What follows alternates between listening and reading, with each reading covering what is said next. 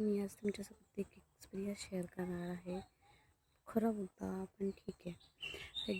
आम्ही आलो होतो कोकणामध्ये लाडघर बीचसाठी. आम्ही तिथे स्टे केला. 3 नाईट्सचा स्टे होता. नंतर आम्ही फर्स्ट डेला सेकंड डेला आम्ही ठरवलं बाहेर जाऊया फिरायला म्हणून. मग जवळपासच एक पुनावरे गाव आहे, तर तिथे उकळत्या पाण्याच्या झरे आहेत. मग आम्ही ते पाहण्यासाठी जायचं ठरवलं. आम्ही दापोली मार्गे उन्हावरेला निघालो. तो पूर्ण घाट रस्ता होता आणि मग तो आम्ही घाटाच्या खाली उतरलो तेव्हा पाहिलं तर गाडीचा टायर पंक्चर होता.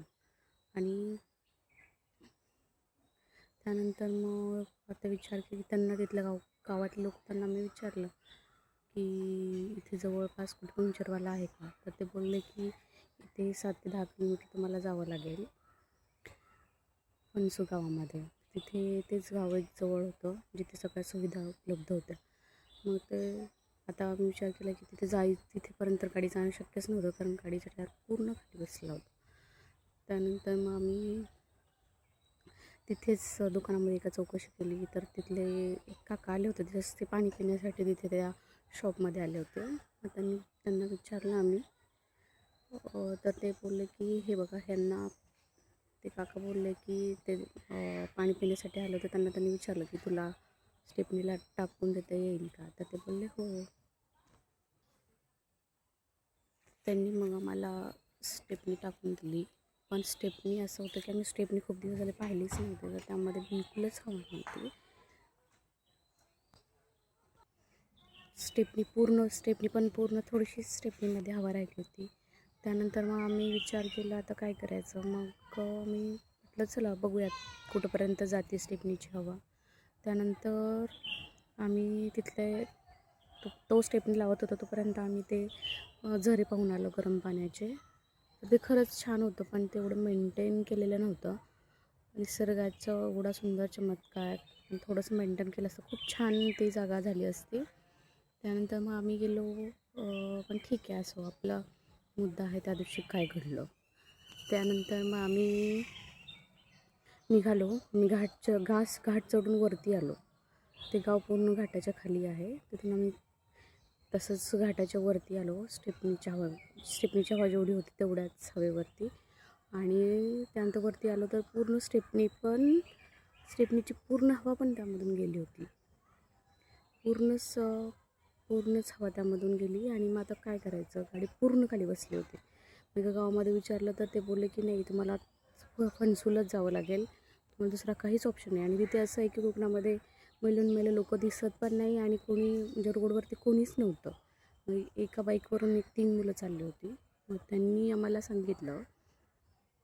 मग ते काय केलं की आमची गाडी थांबलेली बघून ते वळून वापस आले. त्यानंतर मग त्यांनी विचारलं तुम्हाला काही मदत हवी का. आम्ही म्हटलं ठीक आहे, थोडीशी मदत कराल का. तर ते बोलले हो. मग त्यांना सांगितलं आम्ही की हे जे आमचा जुना टायर आहे तो तुम्ही घेऊन जा, आणि त्यानंतर मग तुम्ही जुना टायर घेऊन गेलात की त्याच्यामध्ये हवा भरून तुम्ही पंक्चर काढून तो टायर तुम्ही घेऊन याल का. ते बोलले हो. बघा अशी पण लोक असतात. आणि त्यानंतर मग त्यातला एक मुलगा उतरला आणि मग ते 2 मुलं ते टायर घेऊन त्या पंक्चरवाल्याकडे गेले. 1.5 किलोमीटरचं अंतर आमचं राहिलं होतं फणसू गावाला पोहोचायला. तेवढ्यात मग आम्ही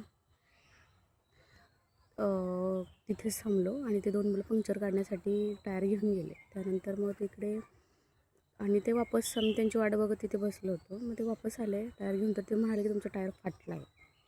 अरे बापरे. असं झालं की आता काहीच कळेना आम्हाला की आता तिथंपर्यंत पोहोचणार तरी आम्ही कसं. स्टेपनीतली हवा पूर्ण गेली होती. गाडीचा आवाज खटखट राहायचा होता. आम्हाला असं वाटलं की टायर फुटेल की काय. पण खरंच तसंच झालं. मी विचार केला की ठीक आहे आपण जाऊयात कसं तरी. गाडी हळूहळू गाडीत चालवत आम्ही त्या पंक्चरवाल्यापर्यंत पोहोचलो. आणि त्यानंतर मग तिथे त्यांनी सांगितलं की तुमची स्टेपनी पण पूर्ण फाटली आहे.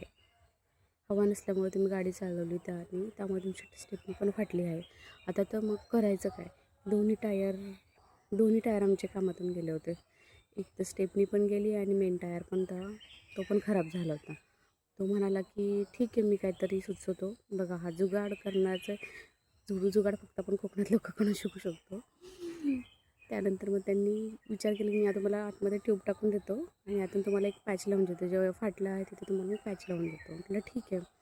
मग त्यांनी तिथे आतमध्ये थोडंसं पावडर लावून पॅच लावून दिला आणि त्यानंतर ट्यूब टाकली त्यामध्ये आणि टायर टायर ते त्यांनी ट्यूब टाकली, ट्यूबमध्ये हवा भरली, त्यामध्ये छान तयार झालं. तो म्हणाला आता तुम्ही इथून मुंबईपर्यंत पण जाऊ शकता. आम्ही एवढे खुश झालो, पण नको म्हटलं रिस्क घ्यायला.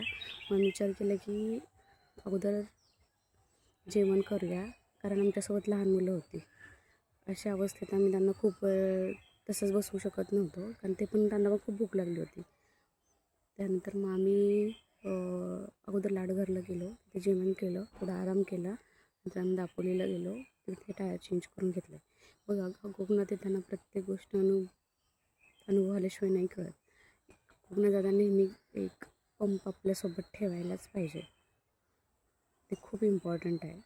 आणि एक स्टेपनी पण चेक केली पाहिजे, कारण आपल्याला कुठे इमर्जन्सी येऊ शकते. कारण इकडे पूर्ण घाट रस्ते आणि मैल गावं दिसत नाहीत. इथली लोकं खरंच कशी सर्वाईव्ह करतात आश्चर्य वाटतं.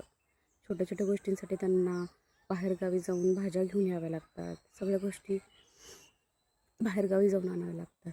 तर प्लीज नंतर कधी कोण कोकणामध्ये यायचं असेल तर सगळं तयारीने कोकणात या, कारण आमचा एक्सपिरियन्स अगदीच खराब होता त्या दिवशीचा.